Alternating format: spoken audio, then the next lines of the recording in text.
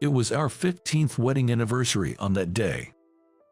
Having coffee with my wife after dining at the restaurant where I proposed to her, she dropped a bombshell. I've fallen for someone else. I know it's terrible to say this on a day like this, but I can't keep it secret from you any longer. I never expected that at the very place where I asked her to marry me. Fallen for someone else. She said nothing, just kept her head down. I was at a loss, looking up at the ceiling. But then, I suddenly realized she had been acting suspicious. My wife, who used to be frugal, started buying expensive makeup products and owning designer bags, one after another. And she would just leave them in our bedroom. Are those designer bags you have at home the gifts from him? At my question, my wife trembled. It seemed that was the case. I'm sorry, he gave them to me as presents. We were just friends at first, but we both realized we were serious about each other. I don't know if I'll end up with him, but I can't stay with you, feeling like this. The word divorce crossed my mind. She was in love with someone I never met. Didn't she vow to stand beside me for life's ups and downs?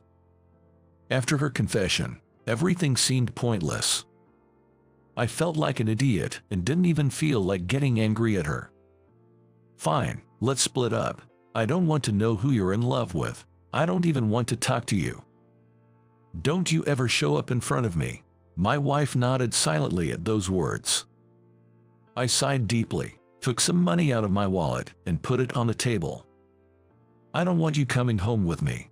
Just go straight to your parents' house. I'll send all your belongings later.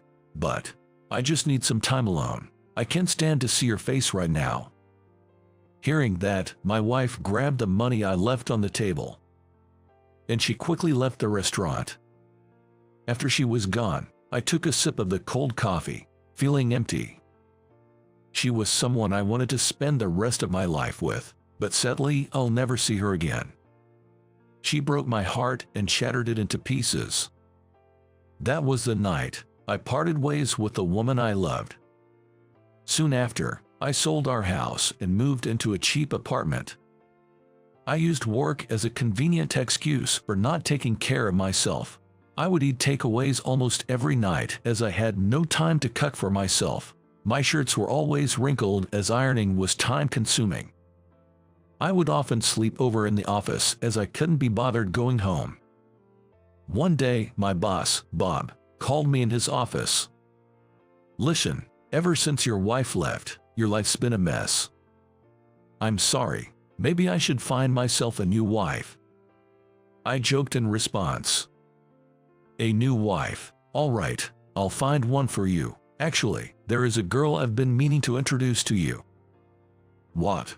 She's a relative of mine, a really nice girl. Wait a minute, please.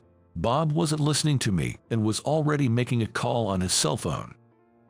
Hello, Emily. Are you available to talk right now? I was stunned as Bob, even over the phone, cheerfully chatted with her in front of me. Great. Can you come over tomorrow morning? After hanging up the phone, Bob looked at me with a big smile. Her name is Emily. She'll stop by your house tomorrow morning. I've given her your address. Why don't you ask her to make breakfast for you?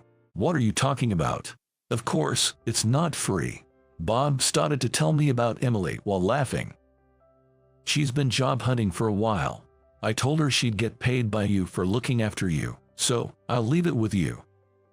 Are you serious? That sounds like hiring a housekeeper. I felt dizzy at Bob's outrageous suggestion. But maybe he was just joking about finding a new wife for me. Yep, that must be it. She's a good girl, so if you like her, consider proposing to her. She's a very loyal person. She wouldn't leave you no matter what. Please, stop joking about things like that, I said to Bob, and then hurried off to the client meeting. After the meeting, I sent a report email to Bob, although I was exhausted. I'd dreaded going home. Maybe I'll stay at the office again tonight. Or should I find a cheap motel to stay at? As I was contemplating and walking through the streets, a young woman approached me. Excuse me, are you John? Yes, I am. And you are? Nice to meet you. I'm Emily, Bob's relative. She was the woman Bob called earlier today. Nice to meet you too. But how did you find me here? I was so confused that I didn't know what was going on. Uncle Bob told me you'd be around here somewhere. I happened to be nearby, so I thought I'd come to say hello. Looking forward to working for you from tomorrow, she said with a smile.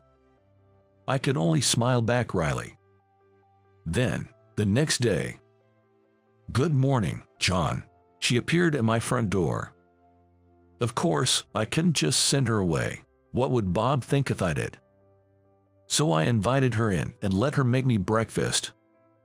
It had been a while since I had homemade food. Wow, bacon and eggs. The bacon is perfectly crispy. I'm glad you liked the way I cooked it. She chuckled at my words. I looked at her and said, it's been a while since I had proper breakfast. That might be why you enjoyed it so much. Thank you. I felt a sense of happiness and contentment. It's been so long since I've had such good food. You're just exaggerating. No, really. $10 an hour is not enough for this. I should pay you more. No, the current rate is good enough for me. But that doesn't feel right to me. At my words, she slowly shook her head. I'm unemployed at the moment. I can improve my cooking skills by doing this and even get paid for it.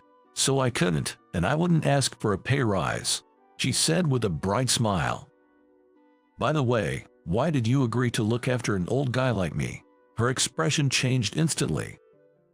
She turned her face away from me and gave a strained smile. That's because I just admire someone like you, John. That's nice to hear, but I could tell she was lying. Her gentle demeanor became rather tense now. I felt something wasn't right. Is there something you're hiding from me? No, not at all. After saying that, I'm sorry. She suddenly raised her voice. What's wrong?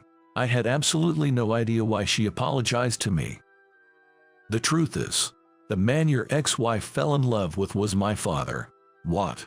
My father left my mother to be with your ex-wife. Since then, my mother has been mentally unstable, needing someone by her side. I quit my job to stay home with her. I was at a loss for words. So, Emily was the daughter of the man my ex-wife fell in love with. Unbelievable. It seemed that her father disappeared soon after I had the last conversation with my ex-wife at the restaurant on our anniversary. What a selfish man your father was. Instead of leaving you and your mother the way he did, he should have had discussion with your mother and get everything sorted before he started a new life with someone else. I felt sorry for Emily, who was looking anxious. I don't know what Bob was thinking when he thought of her as my potential wife, but this was just too much. Why did you agree to do this? I wanted to apologize. Apologize for what? You haven't done anything wrong. She shook her head. If I had stopped my father from seeing your ex-wife, you wouldn't have had to go through the divorce. My mother always blames me for not stopping him. Tears rolled down her cheeks. At that moment, I found myself hugging her tightly. John, I'm sorry, but let me say this. Stop blaming yourself. What your mother says is wrong. It wasn't your fault. Thank you. She cried quietly in my arms. I was sad, but at the same time, I felt anger towards her father, who abandoned such a devoted daughter just to be with someone else and never returned. Emily, you didn't do anything wrong. The one who is to blame is your father. He should have taken responsibility for his actions. She looked at me weakly. I just don't know what to do anymore. My father's gone, and my mother blames me for what happened. You don't have to do anything. If it's too hard for you to be at home with your mother, you can stay at my place. Thank you, but I really shouldn't impose myself on you, she said hesitantly. That was when I came up with a brilliant idea. Would it be all right if I met your mother? My mother? Emily looked surprised. Yes, maybe your mother needs someone to talk to and to share her feelings with. I think I can help her out because I know exactly what she's going through. You are probably right, Emily agreed.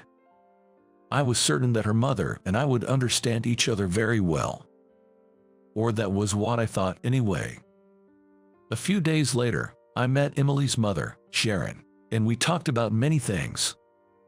I always knew it wasn't Emily's fault, yet I took it out on her. I never thought there would be someone out there who could empathize with me. When we're overwhelmed with our own issues, we tend to forget others are there for you. Sharon nodded weakly at my words. Thank you so much for coming today. I shouldn't be staying home all day, crying and feeling sorry for myself. I may just start looking for work. That would be better for Emily too. I agree. Maybe going somewhere with your daughter for a change of scenery would be good. She's been troubled ever since her father left. As we spoke, Sharon hesitantly continued. I know it's a bold request, but would you be kind enough to take her out? I've heard her so much that I should distance myself from her while I get my life sorted. Looking at her sad smile, I suddenly had an inexplicable feeling of sorrow. I understand. If there's anything I can do, just let me know. Thank you. She smiled at me. I smiled back at her.